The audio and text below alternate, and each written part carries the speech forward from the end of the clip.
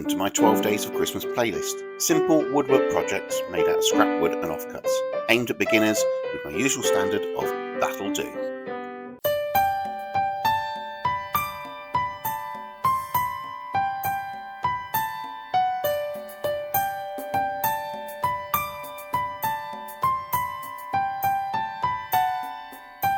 Well, that was another lovely piece of music, wasn't it? So welcome to day 11 of my 12 Days of Christmas, and having just watched a very small montage of the first 10 and a preview of day 12, we start day 11, as always, with the offcuts. Then we take them over to the miter saw. We're going to cut these all at 15 degrees, like we did in day 7.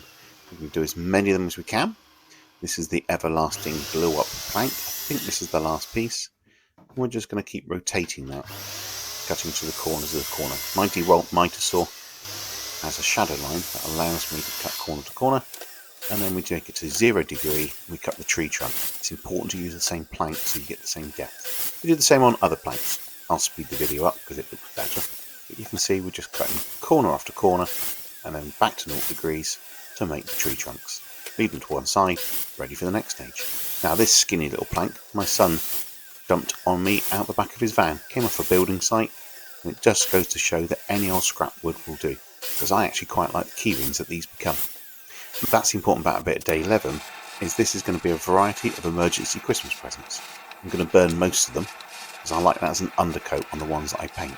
Some of them will be left with their natural burnt state before finishing. Sand them. I've got 80 grit on the belt sander at the back, and 120 on the orbital. I'll give them a little light sand with a hand sander for some of the higher grits where required. Back to my workbench. Love my workbench because it's multi-utility.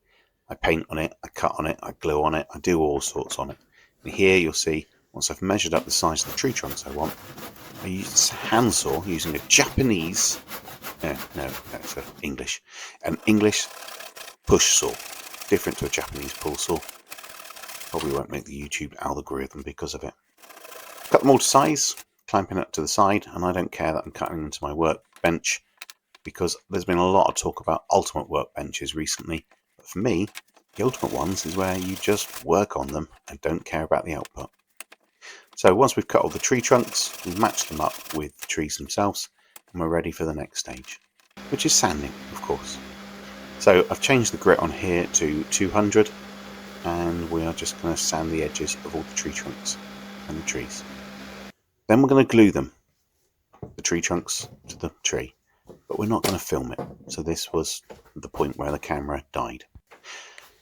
Now, as always, a Kelly's ice cream tub doubles up for my paint pot, and we're using this green acrylic paint that we've been using in the previous days, hence the Kelly's pot having tried painting it. And we're going to paint everything over the top of the burnt underbelly. I like the effect of this when it comes through. So I'm only putting one coat and some lacquer on these trees. We move on to some red acrylic paint. And then this noise appears. Listen carefully.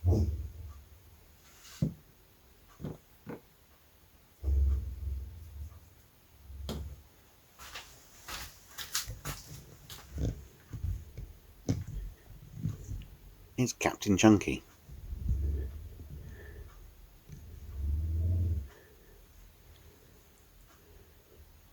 What's he scared of? Who's he scared of? Look at that. Paintbrush.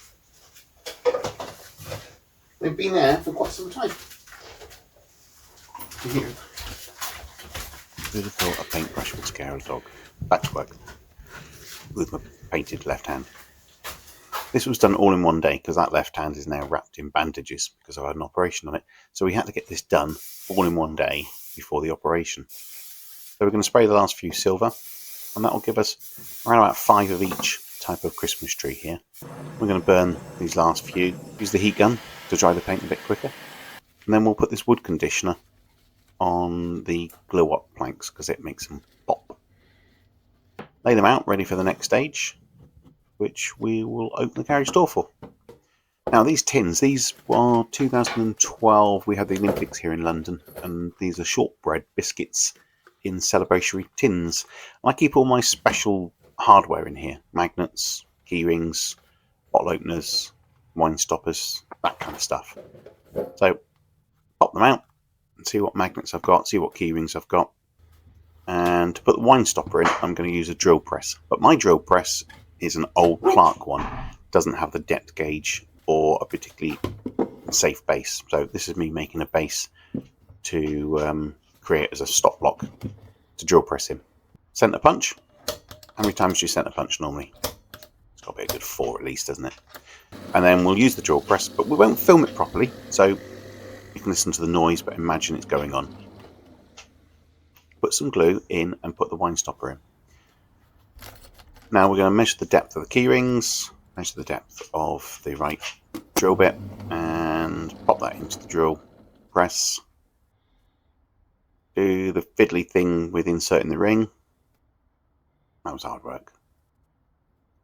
This is a test piece. It's an offcut of an offcut of the glue ups. So that's proper scrap wood. So we made 5 of those, as you can see in the foreground of this picture, and then we're going to move on to the magnets. So I'm going to swap the drill bit, put the old drill bit into the box of key rings, ready for next year, because that'll save time. Now we're off to do the magnet holes with a better angle on the drill press, so you can see what I'm doing.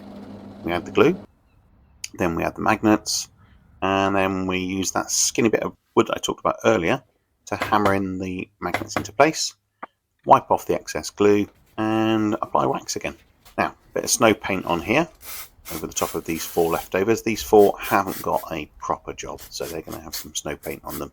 They're going to be display, and as you can see, Captain Scaredy Pants knows what's going to come next. He's out the front, well away from the workbench. Yep, flawless lacquer.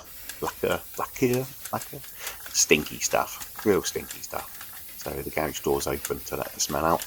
Covered up the wine stopper in orange paint, and then we're on to these clear tubs. So if I can't find some Olympic buses to store my bits and bobs in, we'll use these clear boxes. And that's me finding some string, stripping it down, and then poking it through, tying a knot, and then pop it up on this little display log, which of course was the drill press stop block. And this is the final beauty shot. So we've got some leftovers here with burnt, we've got some fridge magnets, bottle stoppers at the bottom, the backlet, the wine stopper. These ones have got string in to hang on to the Christmas tree. These got key rings. That's lovely. What do you think? I'm back for day 12. It's a showstopper. Lovely. Hope you've enjoyed. See you again. Thanks for watching. If you enjoyed this video, please click on like. If you didn't, or you think you can tell me how to improve, please comment below. Now I've lined up another video that I think you might like, but if you want to see more of my videos, why not subscribe? And if you change the bell notification, you'll be amongst the first to see my new stuff as it comes along. If not, hope you enjoyed. See you again. Lovely.